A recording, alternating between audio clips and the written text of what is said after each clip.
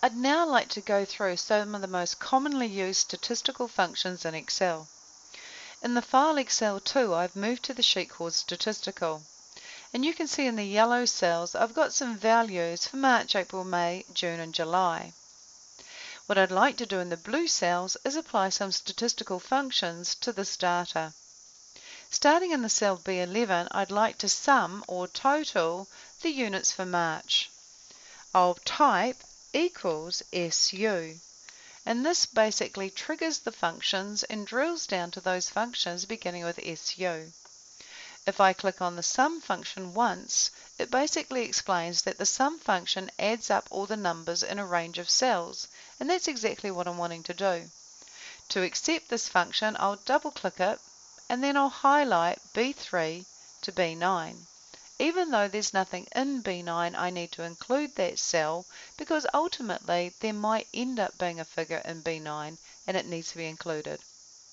I don't need to close the brackets, I'll simply press enter and the sum of B3 to B9 is 326.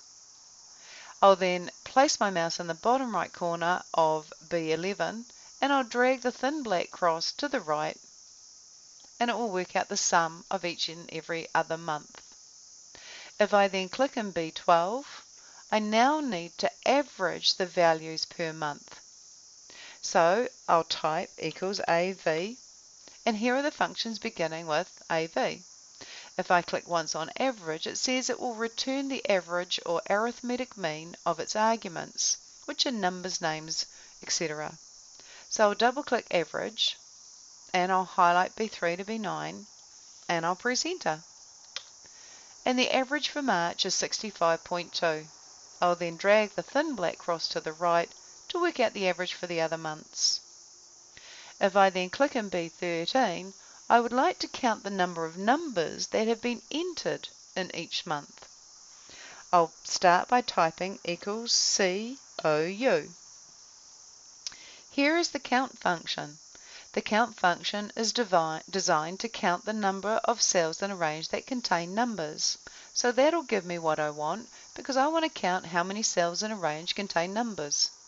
I'll double click count and I'll highlight B3 to B9 and I'll press enter. And there are 5 numbers entered for March and I'll fill that to the right. Now in B14 I want to count the number of employees. So this is only one blue cell, not a series of blue cells because it's not per month. The number of employees reside in A3 to A9, and I know I could just count them manually in my head, but you've got to imagine that things might be on a larger scale and also there might be ever-changing data. So in B14 I'm going to type equals COU. Now I can't use the count function because as it explains, this counts the number of cells in a range that contain numbers.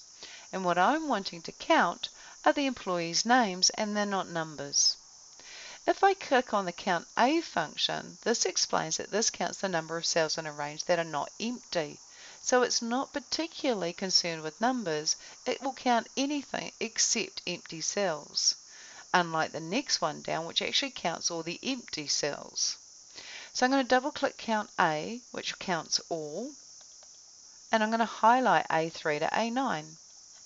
When I press enter, it'll count all the cells that are not empty, and there are 7 employees.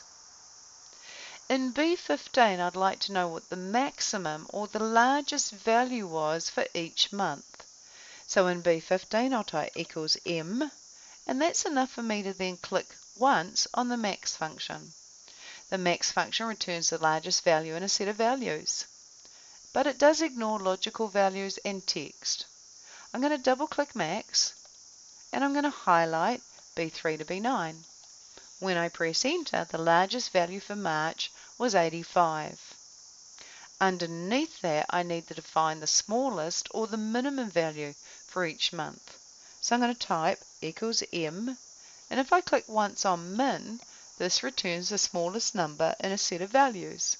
So I'll double click min and I'll highlight B3 to B9. When I press enter, the smallest value for March was 45 and the largest was 85. I'll now highlight these two values and fill them both to the right. Lastly, in B17, I'd like to know what value popped up the most in that yellow area, or which value had the most number of occurrences, or which number was the most repetitive. This is a function called mode. In B17, I'll type equals MO. When I click once on mode, returns the most frequently occurring or repetitive value in a range of data. So I'll double click mode. I'll then highlight the entire range B3 to F9. When I press enter, the most common number in B3 to F9 is 65. Now what you could do if you're looking for the top, say, 4 numbers, is type the first most popular number was 65. Now let's find out what the second most common number was. Let's highlight this range here, B3 to F9, and let's get rid of all the 65s, which will then force the mode function in B17 to recalculate and give us the second most popular number. To get rid of all the 65s, I'm going to press Control H.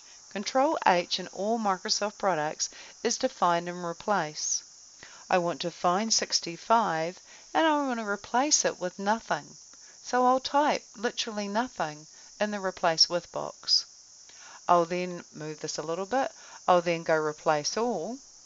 It tells me that there were 4 replacements made. So I'll go OK.